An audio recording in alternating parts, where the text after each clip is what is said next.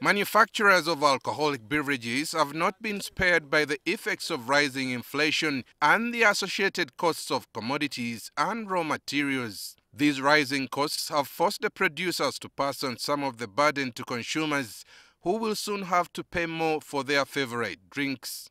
Uganda Breweries has been the first to introduce price increases for some of their products. What forced us to make a revision in the prices is simply the impact of inflation globally and locally. So all we're trying to do is absorb the cost of raw materials, the cost of fuel, essentially the cost of doing business in Uganda has gone up.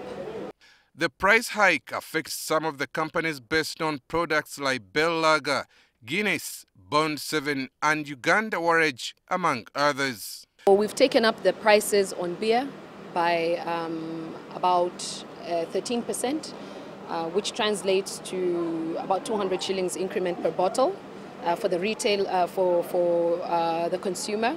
Some of the bar operators that we spoke to say they have already started to feel the pinch. Yesterday I bought a crate of Guinness smooth at 61.5 there.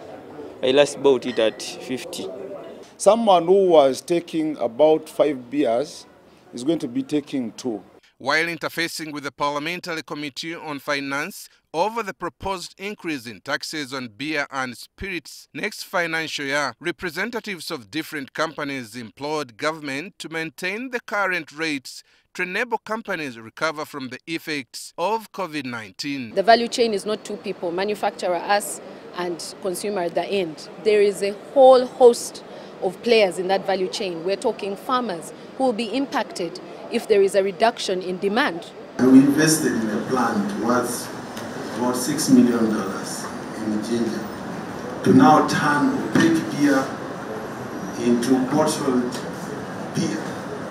It remains to be seen what impact the rise in prices of alcoholic beverages will have on the industry and consumption habits. Aaron Mukama, NTV.